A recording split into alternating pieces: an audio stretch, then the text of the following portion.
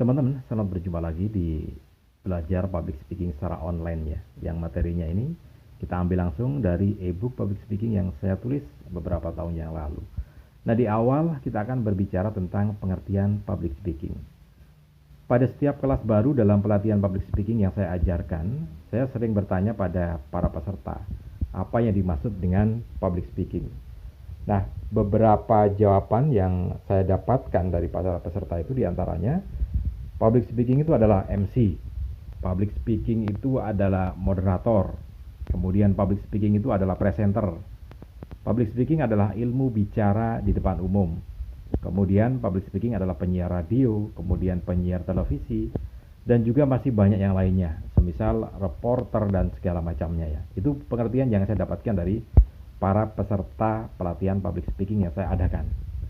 Nah, tentu saja semua jawaban di atas ini tidak salah karena semua aktivitas di atas itu menggunakan kemampuan atau ilmu public speaking. Dan masih banyak lagi sebetulnya gitu ya. Karena ketika seseorang berbicara dengan temannya, seseorang berbicara dengan anggota keluarganya, seseorang berbicara dengan orang yang baru saja dikenal di terminal, stasiun atau di tempat umum lainnya, itu juga menggunakan ilmu public speaking gitu ya, meskipun dalam skala dan intensitas yang berbeda. Nah, mengacu pada beberapa pendapat tentang pengertian public speaking itu, maka kita akan mendapatkan beberapa pengertian. Nah, pengertian itu yang bisa saya rumuskan dalam ebook public speaking saya ini, diantaranya, public speaking adalah seni yang menggabungkan semua ilmu dan kemampuan yang kita miliki untuk berani bicara di depan umum, siap menyampaikan pesan pada orang-orang yang berlatar belakang yang berbeda.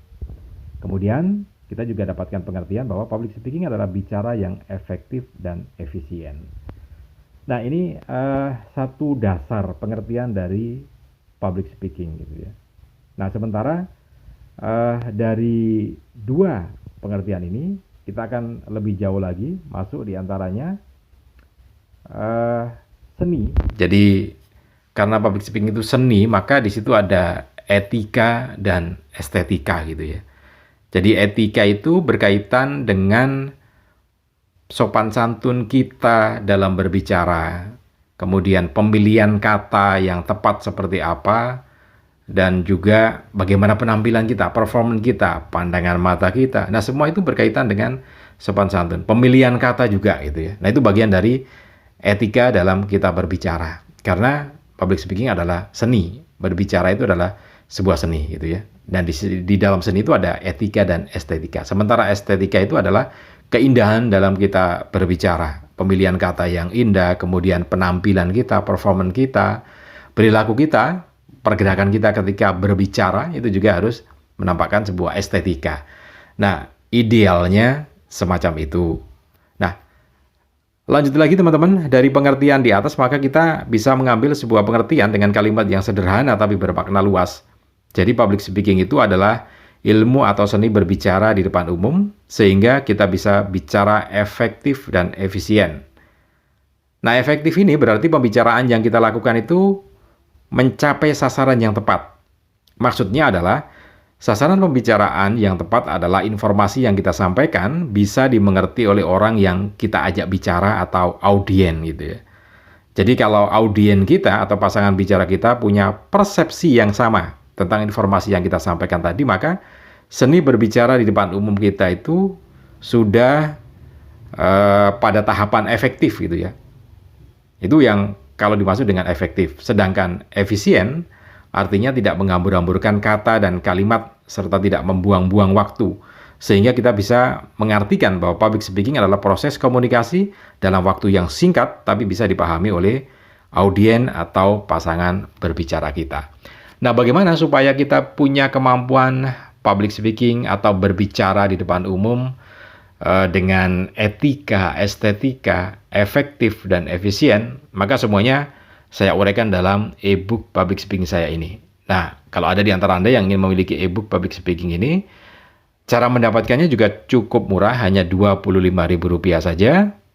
Sudah bisa Anda dapatkan ebook public speaking ini. Kemudian juga Anda mendapatkan free konsultasi sampai Anda mahir berbicara di depan umum.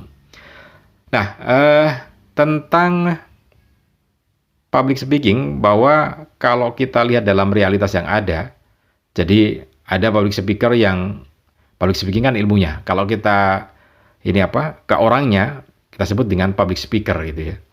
Nah, secara real dalam kehidupan kita sehari-hari ya, dalam media, baik itu di televisi, media elektronik maupun media sosial gitu ya, bahwa public speaker yang ada di mana-mana yang bisa kita lihat itu seringkali bicaranya berbelit-belit, menggunakan waktu yang cukup lama.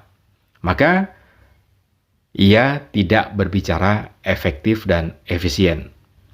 Intinya, kalau kita cukup berbicara dengan 5 kalimat saja, maka gunakan dengan 5 kalimat saja, asalkan audien kita bisa mengerti. Jadi jangan menggunakan lebih dari 5 kalimat. Dan kalau dengan 5 kalimat, audien sudah mengerti, maka jangan diulang-ulang. Karena akan membosankan dan membuang-buang waktu gitu ya. Jadi kalau kita berbicara cukup dengan 5 kalimat, maka sudah 5 kalimat saja. Jangan diulang-ulang lagi gitu ya. Profesor Dr. Cipta Lesmana dalam bukunya yang berjudul Dari Soekarno sampai SBY memberikan contoh repetisi atau pengulangan yang bisa jadi membosankan. Dalam bukunya, Dr. Cipta Lesmana sempat menyampaikan waktu Amerika Serikat sedang menyerang Vietnam, sehingga Soekarno ingin bangsa Indonesia juga ikut merasakan kepedihan bangsa Vietnam. Maka waktu itu Presiden Soekarno dalam pidatonya mengatakan, apakah saudara-saudara sudah ikut merasakan sebetulnya bom yang dijatuhkan di Hanoi seperti dijatuhkan di atas kita sendiri? Penggemburan Vietnam itu saudara-saudara rasakan sebagai penggemburan terhadap kita. Sekian ribu rakyat yang mati karena penggemburan ini, engkau rasakan pula sebagai puluhan ribu bangsa Indonesia yang mati dan anak-anak kecil yang mati, engkau rasakan pula sebagai anak-anak kecil Indonesia yang mati. Pengulangan kata atau anak kalimat serta kata-kata yang berpantun sering menjadikan pidato Bung Karno menjadi panjang, padahal substansinya tidak. Pidato sepanjang 2 jam misalnya bisa diperas menjadi 1 jam 15 menit tanpa mengurangi pokok isinya atau esensinya. Secara umum masyarakat waktu itu memang senang mendengarkan pidato Bung Karno karena bisa membangkitkan semangat, kemudian memperkuat rasa cinta tanah air. Namun pidato yang berputar-putar, sering mengulang-ulang kata dan kalimat yang itu-itu terus, mungkin saja tidak sedikit orang yang tidak suka bahkan jenuh mendengarnya. Dalam kutipan pidato di atas ini, kita bisa secara lebih efektif dan efisien dengan menggunakan kalimat yang lebih singkat gitu ya. Nah, kita lihat kalimat yang lebih singkat dari kutipan pidato Bung Karno itu seperti apa. Ini dia. Apakah saudara-saudara juga sudah ikut merasakan bahwa pengeboman Hanoi oleh Amerika Serikat sama halnya dengan mengebom bangsa kita, bangsa Indonesia? Satu kalimat di atas sudah sama halnya dengan beberapa kalimat pidato Bung Karno yang panjang dan mengulang-ulang kata yang berpantun. Dalam kehidupan sehari-hari, baik bertetangga, dalam rapat di kelas, di sekolah, ataupun di dunia kerja, organisasi, kita masih sering mendengar pembicaraan yang berulang-ulang dan berputar-putar gitu ya. Nah, Dahlan Iskan yang pernah menjadi CEO Jawa Pos, kemudian juga pernah menjadi menteri di Indonesia ini, pernah menuliskan di salah satu edisi Jawa Pos. Jadi, secara gamblang Dahlan Iskan mencontohkan anggota parlemen kita itu masih berputar-putar dalam berbicara, sehingga butuh waktu 5-10 menit dalam menyampaikan pertanyaan ataupun pandangannya. Padahal, anggota parlemen di Inggris Raya itu bisa menyampaikan pendapat dan pandangannya hanya dalam waktu 2 menit saja. Dan mereka memang tidak boleh berbicara lebih dari 2 menit. Jadi mari kita lihat betapa efektif dan efisiennya parlemen Inggris berbicara di depan umum ataupun di depan publik ya. Sehingga banyak waktu yang bisa dihemat. Sementara di tempat kita, para anggota parlemen butuh waktu sampai lebih dari 5 menit. Itu pun moderator sudah berulang kali mengingatkan gitu ya.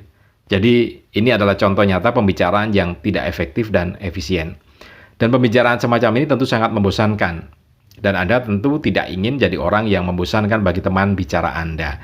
Tapi Anda ingin jadi pembicara yang menyenangkan. Karena itu tetap kita belajar tentang public speaking. Karena saya akan terus mengajak dan menunjukkan kepada kita semua bagaimana berbicara yang efektif dan efisien sekaligus menyenangkan pasangan berbicara Anda. Nah, pada bahasan yang berikutnya nanti, di video yang berikutnya kita akan melihat tentang public speaking non-formal, kemudian public speaking formal, dan juga beberapa catatan yang lainnya. Karena itu, tetap kita belajar tentang public speaking. Nah, Anda yang ingin mendapatkan e-book public speaking ini, silakan Anda lihat caranya di kolom komentar.